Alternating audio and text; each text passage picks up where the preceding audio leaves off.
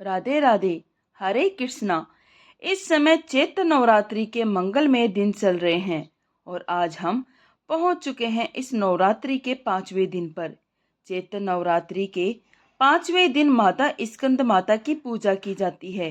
देवी स्कंद माता अपने नाम के अनुसार कार्तिकेय की माता के रूप में पूजनीय है।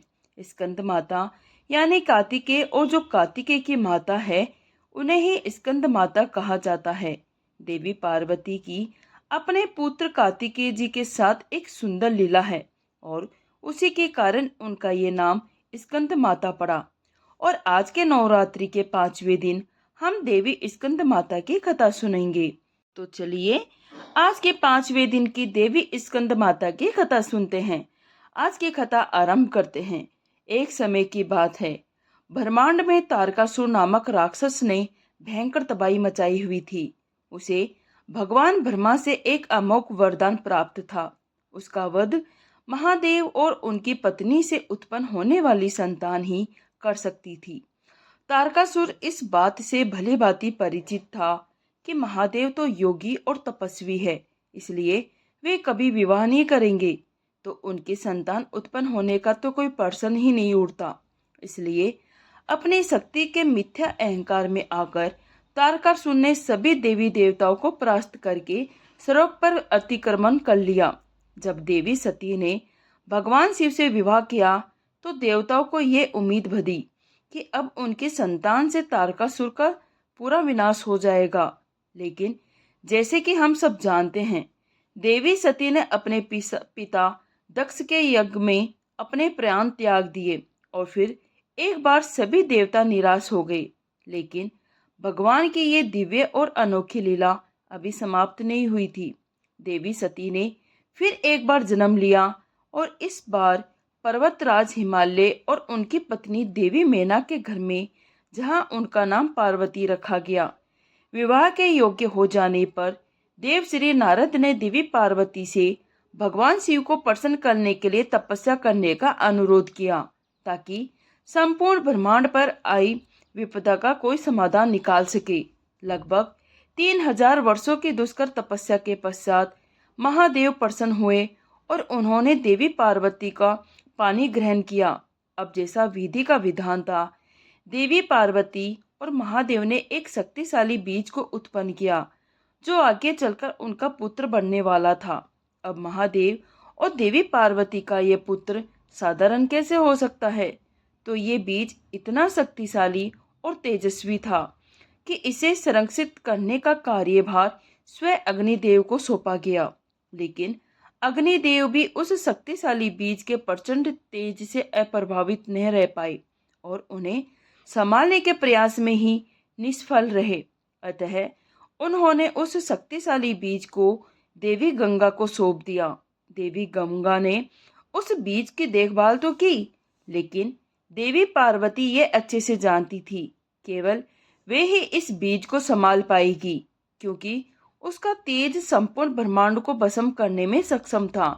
और तब देवी पार्वती ने जल का रूप धारण किया और उस बीज को संरक्षित किया। और कुछ समय बाद कार्तिकेय का जन्म हुआ। देवी पार्वती का ये रूप, जिसमें वे अपने पुत्र कार्तिकेय का पालन पोषण करते हैं, इसे ही देवी स्कंद माता के नाम से जाना जाता है। जब कार्तिकेय का जन्म हुआ तो उनके 6 मुख थे।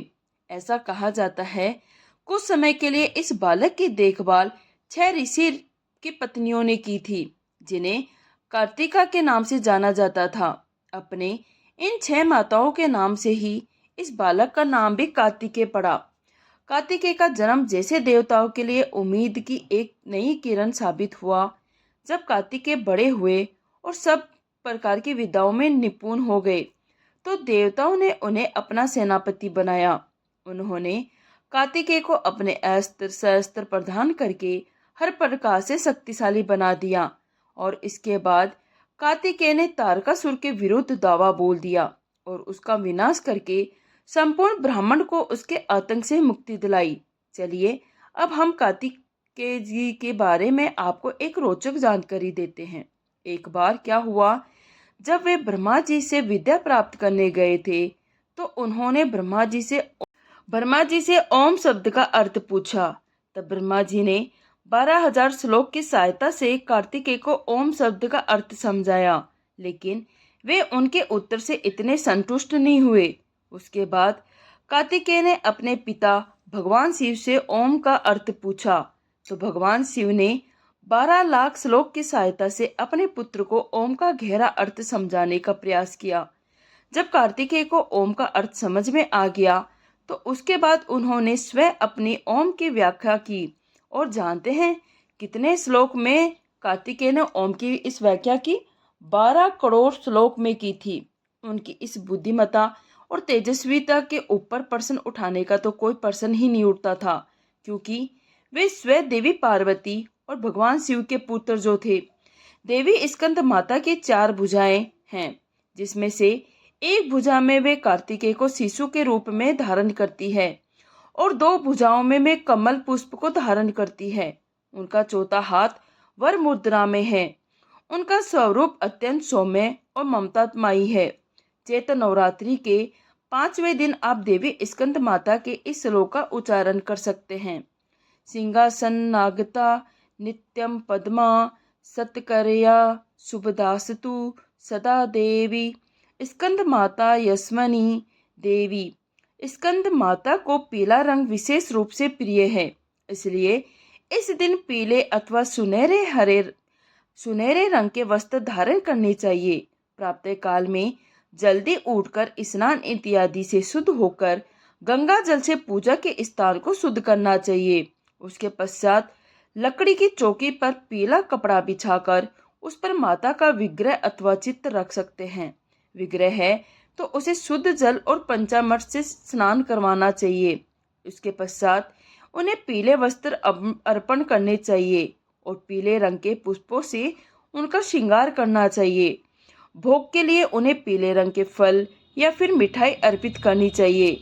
माता को धनुष बाण अर्पण करना भी शुभ माना गया है। शायद आपको ये जानकर आश्चर्य होगा, देवी स्कंद माता को समर्पित केवल 2 ही मंदिर हमारे भारत देश में हैं।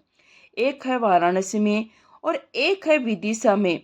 मध्य प्रदेश के विदिशा में पुराने बस स्टैंड के पास साकल कुआं के पास माँ दुर्गा का विशाल मंदिर उपस्थित है। इस मंदिर की साल 1998 में स्थापना की गई थी। यहाँ पर माँ दुर्गा के स्कंद स्वरूप की पूजा अर्चना की जाती है। वहीं दूसरी ओर वाराणसी के जगतपुरा सेक्टर के बागेश्वरी देवी मंदिर परिसर में माँ दुर्गा के 5वें स्वरूप यानी स्कंद माता का मंदिर स्थित है। इन दोनों ही मंदिरों में नवरात्रि के 5वें दिन श्रद्धालुओं की भारी भीड़ लग जाती है। इस दिन माता की भव्य आरती और श्रृंगार किया जाता है। ऐसा कहा जाता है, देवी स्कंद माता के दर्शन मात्र से श्रद्धालुओं के सभी पाप नष्ट हो जाते हैं। तो ये थी चैत्र नवरात्रि के उपलक्ष्य में देवी स्कंद माता की पौराणिक कथा। ये कथा आपको कैसी लगी, ये हमें नीचे कमेंट करके ज़रूर बताइए। अगर अभी तक आपने हमारे चैनल को सब्सक्राइब नहीं किया तो प्लीज़ आप हमारे चैनल को सब्सक्राइब कर लीजिए। ऐसी ही नई नई कहानियाँ और कथाएं सुनते रहिए। धन्यवाद।